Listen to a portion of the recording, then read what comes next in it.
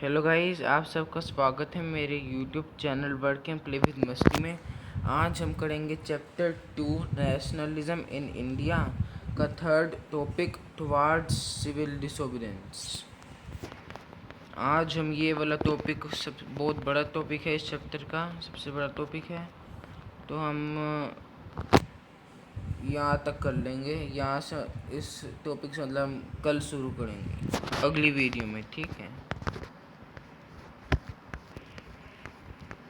तो हमारा टॉपिक का नाम टुवार्ड्स सिविल डिसोबीडियंस शुरू करते हैं।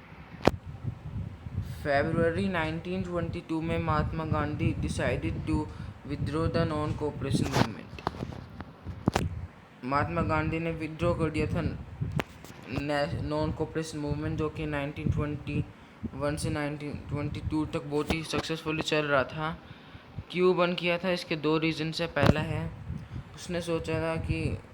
उन्होंने सोचा था कि अगर हम उसे टर्न करेंगे वायलेंट इन मैनी प्लेसेस, तो सत्याग्रह को प्रॉपरली ट्रेंड होना चाहिए सबसे पहले। तो अगर पहले वो मास स्ट्रगल शुरू कर दे उससे पहले, और जो कांग्रेस थे वो थक गए थे मास स्ट्रगल करने से, और अब वो इलेक्शंस करना चाहते थे कि प्रोविंशियल काउंसिल्स में उनका एक रिफॉर्म चल जाए, ठीक है, जो कि गवर्नमेंट ऑफ इंडिया एक्ट 1919 में सिलेक्ट हो गया था, गवर्नमेंट ऑफ इंडिया एक्ट। और दूसरा रीज़न एक ये हो जाएगा, एक ये इंसिडेंट जो कि बहुत फेमस है, छोड़ी छोड़ा इंसिडेंट। यहाँ पे क्या हो गया था कि ना, बहुत सारे लोगों ने ना पुलिस वाले पे अटैक कर दिया था, तो उसकी वजह से Mahatma Gandhi called the hold to non cooperation movement. Hold मतलब स्टॉप कर देना। तो फिर महात्मा गांधी ने स्टॉप कर दिया था नॉन कोऑपरेशन मूवमेंट को, ठीक है।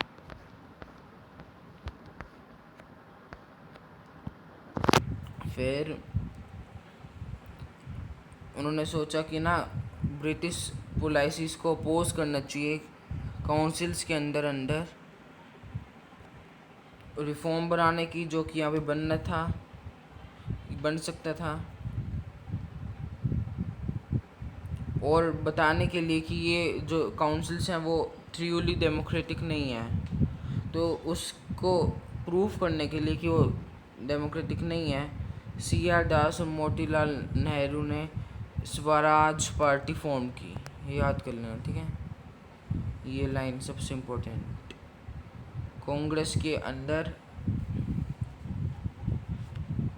उन्होंने फिर आर्ग्यू किया, जो उन्होंने स्वराज पार्टी बनाई, कि काउंसिल पॉलिटिक्स को रिटर्न जाना चाहिए, मतलब जो ब्रिटिशर्स की पॉलिटिक्स है वो हट जानी चाहिए। लेकिन वो सिर्फ पॉलिटिक्स हटाने की बात कर रहे थे जो कि इंडिया में चल रही थी ब्रिटिश की, बाकी चीज़ों को हटाने के बारे में सोच ही नहीं रहे थे। तो वहाँ पे किन्होंने सोचा, यंगर लीडर्स जैसे कि जवाहरलाल नेहरू, जो उस टाइम पे यंग थे उस टाइम पे, और सुभाष चंद्र बोस, दोनों ने कहा कि मास एगिटेशन ज़्यादा होना चाहिए, और पूरे इंडिपेंडेंस की बात की उन्होंने।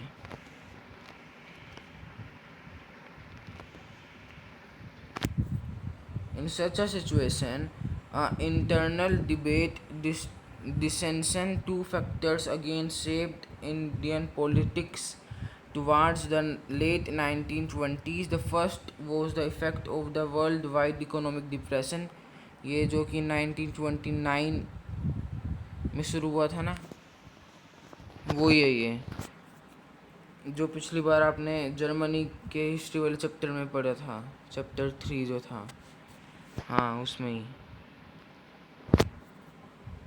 जो 1920 में मतलब 1920 से 30 के बीच में, जो भी मतलब 30 भी नहीं कहेंगे, मतलब 29 तक कहेंगे, के अंत तक, दिसंबर 29 कह सकते हैं, इफेक्ट पड़ा था एक 10 साल की गैप में। एक तो इकोनॉमिक डिप्रेशन और एक साइमन कमीशन। ये रहा सैचवर्थी commission under sir John Simon. इसे हम साइमन कमीशन भी कहते हैं, ठीक है, ये यहाँ लिखा, ठीक है।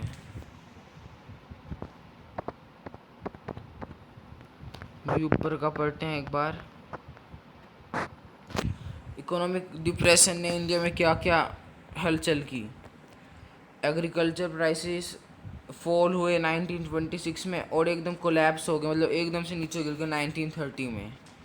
जैसे एग्रीकल्चर गुड्स की डिमांड नीचे गिरी और एक्सपोर्ट्स जब डिक्लाइन हुए, पीजेंट्स ने देखा कि ये बहुत ही मुश्किल हो रही है उनको, पीजेंट्स को बहुत ही मुश्किल हुई हार्वेस्ट क्रॉप को बेचने में, और क्योंकि वो हार्वेस्ट क्रॉप नहीं बेच पाएंगे, उनको पैसे नहीं मिलेंगे, तो वो अपना जो रेवेन्यू देना ब्रिटिशर्स को वो दे नहीं पाएंगे।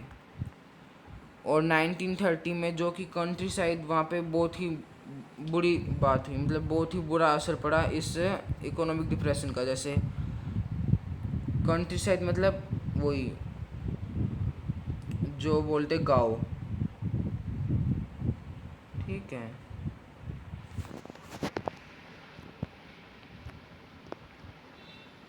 टर्माइल मतलब बुरा असर पड़ा, ठीक है।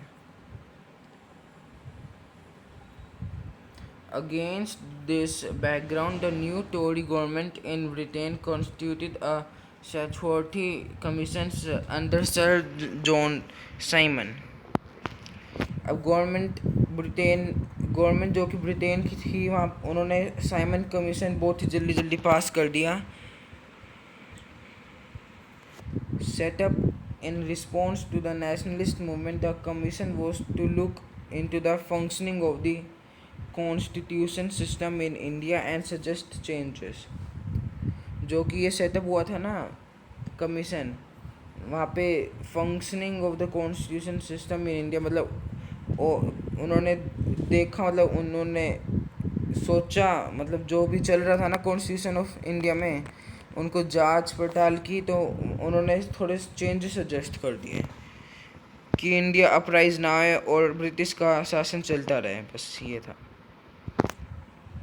The problem was that the commission did not have a single Indian member. They were all British। मतलब यहाँ जो कमीशन थी ना, साइमन कमीशन, ठीक है, वहाँ पे कोई भी इंडियन मेंबर नहीं था, सारे के सारे ब्रिटिश मेंबर थे, एक भी इंडियन मेंबर नहीं था। तो इसकी वजह से मीटिंग बिठाई गई कांग्रेस की, भी यहाँ पढ़ेंगे हम, ठीक है। जैसे ही साइमन कमीशन इंडिया में आया 1928 में, बहुत ही पॉपुलर कमीशन आया था ये, और एक स्लोगन गया था कि गो बैक साइमन। ये भी बहुत ही पॉपुलर रिवोल्ट हुआ था इसके खिलाफ, मतलब रिवोल्ट नहीं, मतलब उनको भेजा था, स्लोगन बहुत ही पॉपुलर हो गया था पूरी इंडिया में। All parties including the Congress and Muslim league participated in the demonstrations। सभी पार्टी, कांग्रेस और मुस्लिम लीग जो उस टाइम की थी, कांग्रेस हिंदूज की और मुस्लिम लीग मुस्लिम की, सब ने इस डेमोन्स्ट्रेशन में पार्टिसिपेट किया। In an effort to win them over, the Viceroy Lord Irwin announced in October 1929 a vague offer of dominion status for India in an unspecified future and a round table conference to discuss a future constitution। अब इस line का मतलब क्या, इतनी भारी भरकम line का मतलब है कि जो साइमन कमीशन पे विन के लिए था, उन्होंने विन कर लिया, और जो वाइसरॉय थे लॉर्ड इरविन, उन्होंने अक्टूबर 1929 में अनाउंस किया कि एक डोमिनियन स्टेटस जाएगा इंडिया के ऊपर, डोमिनियन स्टेटस, ठीक है, जाएगा इंडिया के ऊपर, ठीक है ना, डोमिनियन स्टेटस जाएगा, मतलब इंडिया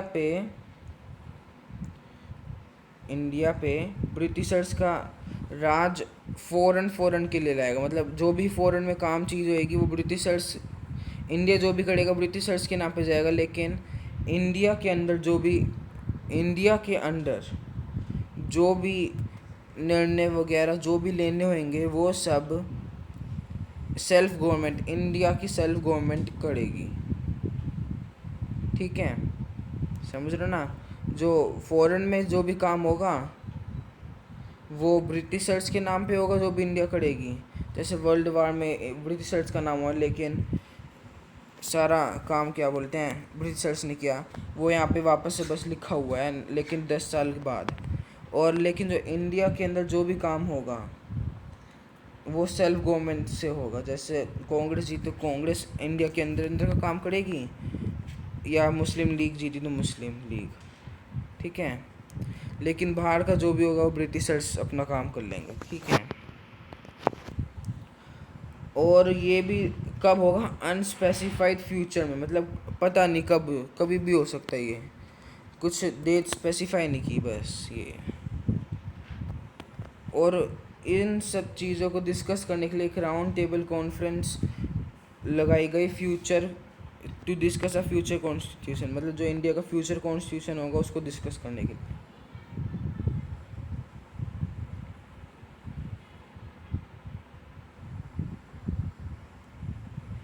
ये कांग्रेस के लीडर सेटिस्फाई नहीं कर रहे थे, मतलब इन चीज़ को नहीं मान रहे थे। ठीक है, तो ये मीटिंग हुई कांग्रेस की इलाहाबाद में 1931 में। ठीक है, यहाँ पे देखो महात्मा गांधी थे, सरदार वल्लभ भाई पटेल थे, देखो एक्सट्रीम लेफ्ट में। ठीक है, जवाहरलाल नेहरू जी भी थे एक्सट्रीम राइट में इधर ये। ठीक है, और Subhash Chandra Bose fifth from right, यहाँ में से कुछ फिफ्थ है वो ये रहे महात्मा गांधी जी। उन्होंने कांग्रेस की मीटिंग ली थी, सभी लीडर्स आए थे। The radicals with in the Congress led by Jawaharlal Nehru और Subhash Chandra Bose became more assertive. ठीक है, जो भी रेडिकल्स थे कांग्रेस में, जैसे जो भी राइट्स चाहते थे, जो रेडिकल्स जो भी आपने पिछले साल पढ़ा था रशियन रेवोल्यूशन में, वो सारे रेडिकल्स जो भी कांग्रेस में थे, और उनका लीडर थे जवाहरलाल नेहरू सुभाष चंद्र बोस, वो असर्टिव बन गए। ठीक है,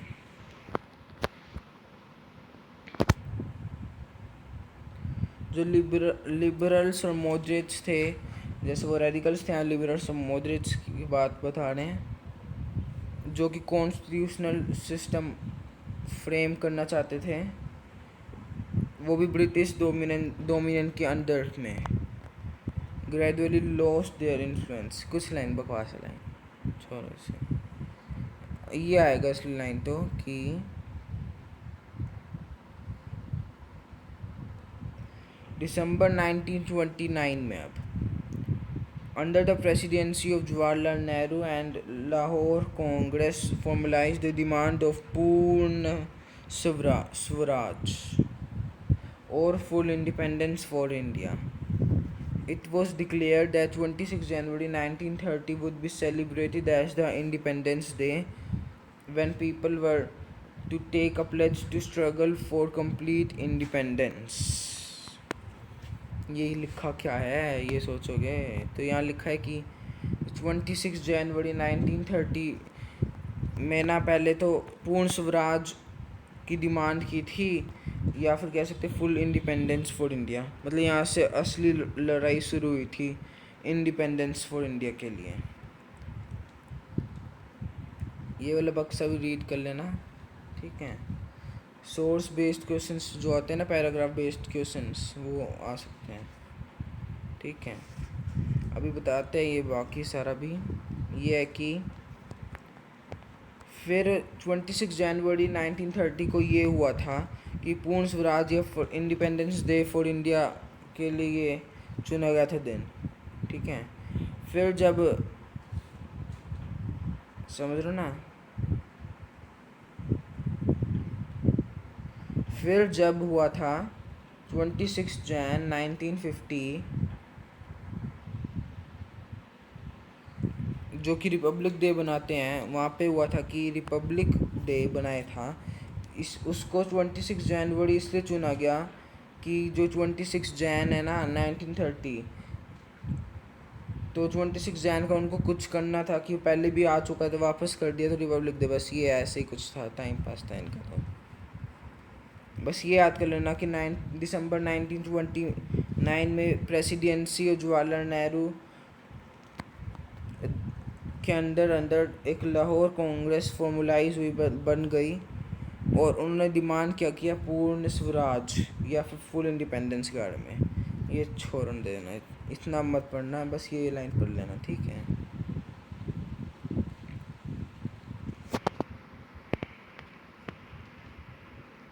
अब आते हैं इस टॉपिक के भी अंदर के पहले टॉपिक में, the salt march and the civil disobedience movement.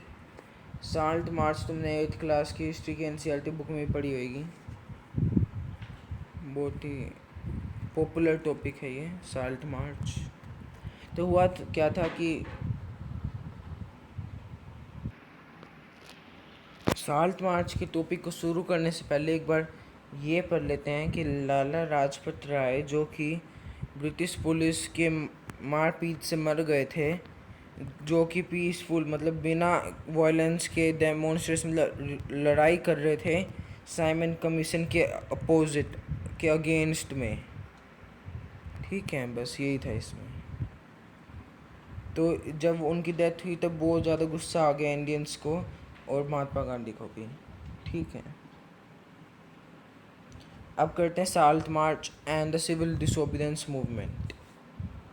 Salt march और सिविल डिसोबीडियंस मूवमेंट में, जब साल्ट मार्च की वजह से सिविल डिसोबीडियंस मूवमेंट पॉपुलर हुआ, देखते हैं। अब महात्मा गांधी ने साल्ट को एक पावरफुल सिंबल बनाया, जिससे यूनाइट हो गया पूरा नेशन कुछ समय के लिए, लेकिन यूनाइट हो गया। 31 जनवरी 1930 पे उन्होंने एक वायसराय इरविन, जो लॉर्ड इरविन है ना, वही उनको लेटर भेजा कि 11 डिमांड्स बताते हुए कि उनको 11 डिमांड्स है वो पूरी करनी, 11 की 11। कुछ तो ये थी जनरल इंटरेस्ट पे लोगों की, और कुछ स्पेसिफिक डिमांड्स थी सभी क्लासेस और अलग अलग क्लासेस के लिए, जैसे इंडस्ट्रियलिस्ट से पीजेंट्स के लिए कुछ अलग अलग specific demands.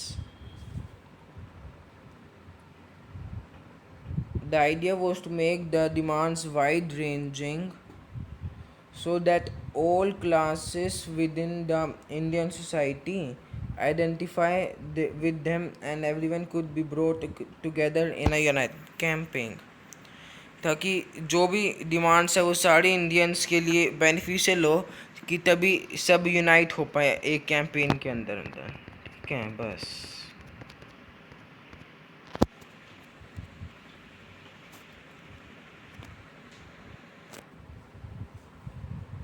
तो अब साल्ट में था कि the most steering of all the was the demand of abolish the salt tax.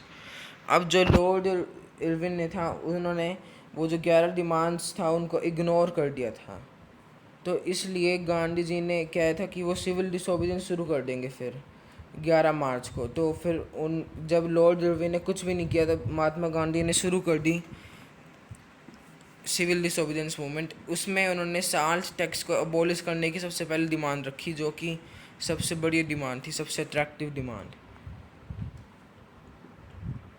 Salt was something consumed by rich and poor alike, and it was one of the most essential items of food. जो salt थे वो rich person और poor person दोनों ही consume करते थे, और बहुत ही essential item था फूड के लिए। ये जो टैक्स था साल पे, ये मोनोपोली गवर्नमेंट के था, मतलब एक ही चीज़ जो प्रोड्यूस कर सकती है अकेली, उसे कहते हैं मोनोपोली। तो गवर्नमेंट मोनोपोली थी, उन्होंने कहा था कि सिर्फ वो ही साल्ट को प्रोड्यूस कर सकते हैं। तो महात्मा गांधी ने डिक्लेयर किया, revealed the most oppressive face of British rule. Mahatma Gandhi ने क्या है कि वो इसको ख़त्म कर देंगे साल्ट के टैक्स को, और वो बहुत ही ज़्यादा कमाने का सोर्स था ब्रिटिश रूल का, तो वो ओप्रेसिव फेस हो गया ब्रिटिश रूल के लिए।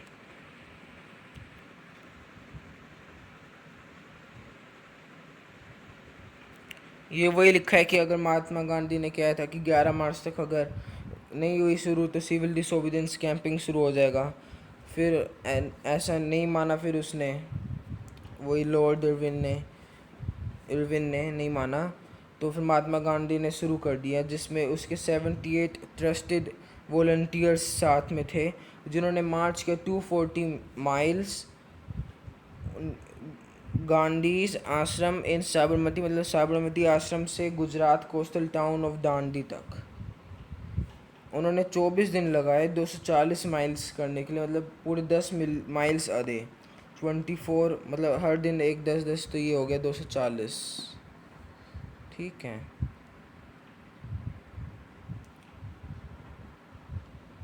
तो जहाँ पे वो रुकते थे, हर कुछ टाइम के लिए रुकते थे महात्मा गांधी उसके वॉलंटियर्स, तो महात्मा गांधी को सुनने आते थे वो, और महात्मा गांधी स्प्रेड करते थे साल्ट पे टैक्स नहीं देने का, सारा जो वो कर रहे हैं उन सबको स्प्रेड करते थे साबरमती आश्रम से गुजरात कोस्टल स्टेट दांडी तक।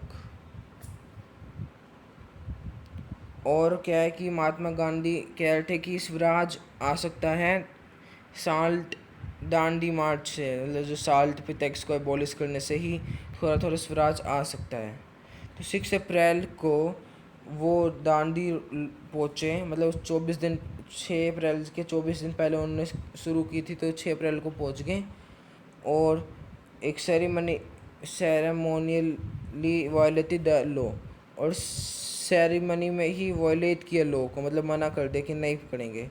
और वहाँ पर महात्मा गांधी ने खुद ही मैन्युफैक्चर किया साल्ट का बाय बॉइलिंग सी वाटर, जब पानी को गर्म करेंगे एवोपरेशन होगा तो उससे साल्ट निकल जाएगी, बस वही था।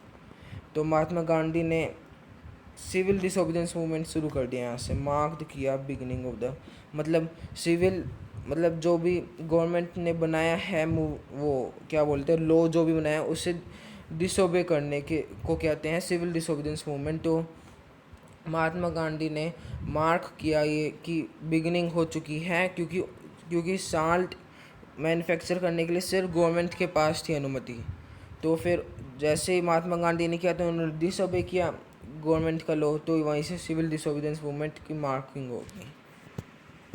ठीक है।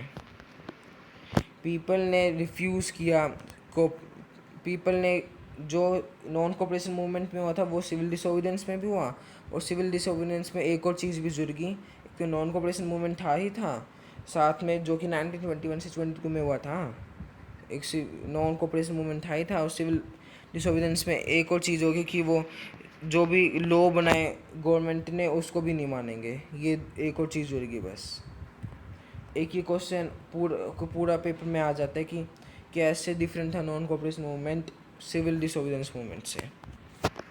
दिस मूवमेंट मतलब सिविल डिसोबीडियंस मूवमेंट। ठीक है।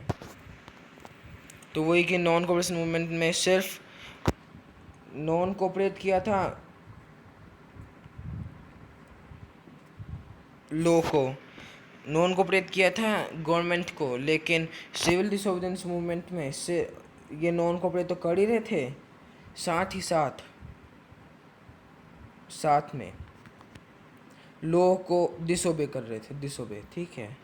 ये लिखा है एक दो लाइन तो कि तोड़ रहे थे कॉलोनियल लॉज को, जो कि 1921 या नॉन कोऑपरेशन मूवमेंट, और यहाँ पे थोड़ा सा सिविल डिसोबीडियंस जो प्लस में आया था बस।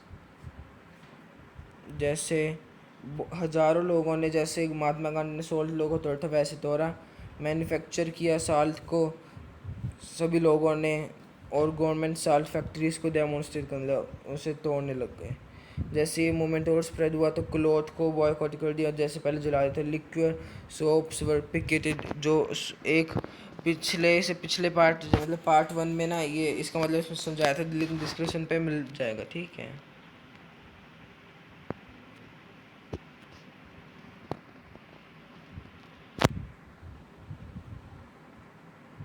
ठीक है, चौकीदारी टैक्सेस और पे रेवेन्यू मना कर दिए पीजेंट्स ने। बस ये सारे काम हुए थे जिससे सिविल डिसोबीडियंस शुरू हो गया। जैसे पीपल ने फॉरेस्ट लॉज भी वायलेट कर दिए थे। रिजर्व फॉरेस्ट जो कि थे, मतलब जो कि गवर्नमेंट के अंदर थे, उन सबको वुड चले गए पीपल, और वहाँ पे वुड कलेक्ट करने लग गए और कैटल को ग्रेस करने, मतलब उनको चारा करने चले गए, चारा डालने चले गए। कॉलोनियल गवर्नमेंट वर्रिड हो गए और अरेस्ट करने लग गए कांग्रेस लीडर्स को एक एक करके। पहले तो अब्दुल जाफ़र खान को कर दिया अरेस्ट, जो कि डिसाइपल थे महात्मा गांधी, मतलब महात्मा गांधी के बहुत बड़े भक्त थे। उनको सबसे पहले जेल में डाल दिया। फिर महात्मा गांधी को भी एक महीने में अरेस्ट कर दिया, 1 मंथ बाद महात्मा गांधी को भी। बस ये लिखा है। तो इसकी वजह से जैसे इसे किया तो अप्रैल 1930 में जब किया था अरेस्ट महात्मा गांधी के डिसाइपल को, तो क्राउड्स एंग्री हो गए, स्ट्रीट्स पे डेमोन्स्ट्रेट करने लग गए, कार्स को तोड़ने लग गए, पुलिस पे फायर करने लगे, बहुत सारे मर गए, मैनी वर किल्ड। और जब महात्मा गांधी को अरेस्ट कर दिया तब भी बहुत सारा हंगामा हो गया। इंडस्ट्रियल वर्कर्स सोलापुर में अटैक हो गए, पुलिस पोस्ट पे अटैक किया, म्यूनिसिपल बिल्डिंग्स, लो कोर्ट्स और रेलवे स्टेशन जो भी ब्रिटिश रूल के अंदर थे सब पे हमला कर दिया लोगों ने। अब जो कि फ्राइटेंड गवर्नमेंट थी वो कुछ ना कुछ रिस्पॉन्ड तो करेगी। यहाँ पे बहुत ही ब्रूटल, बहुत ही बड़ा रिप्रेशन कर दिया। क्या हुआ इसमें, पीसफुल सत्याग्रहीस को मारा, अटैक किया उन पे, वुमेन और चिल्ड्रन को, जो भी औरतें और बच्चों को मारने लग गए, और कम से कम 1 लाख, कुछ 1 लाख पीपल को अरेस्ट कर दिया, ऑलमोस्ट 1 लाख को अरेस्ट कर दिया इन्होंने। ठीक है, तो उसके बाद यही लिखा है। अब इस सिचुएशन में महात्मा गांधी ने एक और बार, जैसे पहले नॉन कोऑपरेशन मूवमेंट को बंद कर दिया क्योंकि वायलेंस हो गई थी, तो अब सिविल डिसोबीडियंस मूवमेंट को भी बंद कर दिया क्योंकि यहाँ पे भी बहुत ज़्यादा वायलेंस हो गई थी। और क्योंकि इतने सारों को अरेस्ट कर दिया था, तो महात्मा गांधी ने एक पैक्ट साइन किया 5 मार्च 1931 में, गांधी इरविन पैक्ट भी कहते हैं उसे, जहाँ पे उन्होंने पार्टिसिपेट किया राउंड टेबल कॉन्फ्रेंस में। वही, एक सेकंड बताता हूँ।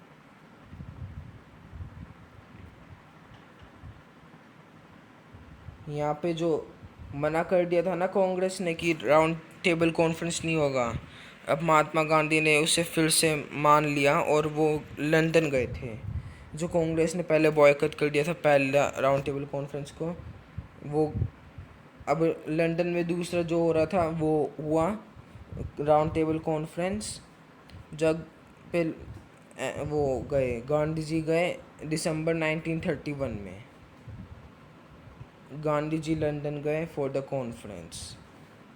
लेकिन वहाँ से डिसअपॉइंटेड लौटे क्योंकि कुछ हुआ नहीं, वहाँ पे सारा फेल हो गया राउंड टेबल कॉन्फ्रेंस।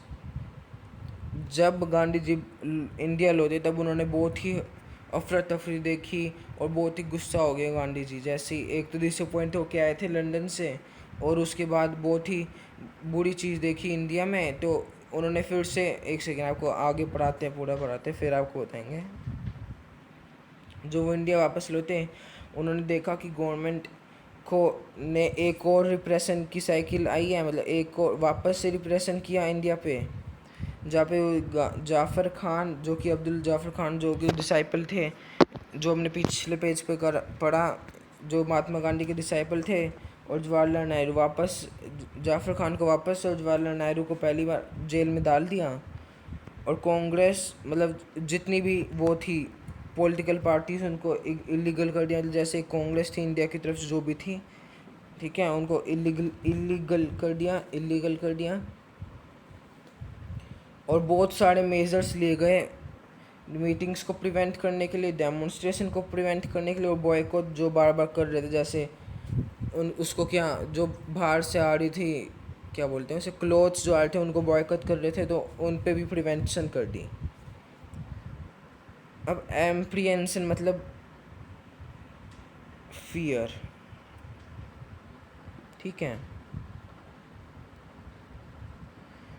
अब बहुत ज़्यादा फियर हो गया था महात्मा गांधी को, बहुत ज़्यादा हिचकिचाकर उन्होंने फिर से सिविल डिसोबीडियंस मूवमेंट को रीलॉन्च कर दिया। एक साल तक वो चला, फिर उन्होंने 1934 में मोमेंटम ही लॉस्ट हो गया। किसका? सिविल डिसोबीडियंस मूवमेंट का। एक सेकेंड वापस आते हैं कि बहुत ज़्यादा हिचकिचाकर महात्मा गांधी ने फिर से रीलॉन्च किया सिविल डिसोबीडियंस मूवमेंट। वो सिविल डिसोबीडियंस मूवमेंट जो वापस रीलॉन्च हुआ वो फिर से एक साल और चला, 1933 में किया, एक साल चला, और 1934 में उसने अपना मोमेंटम लॉस्ट कर दिया, ठीक है।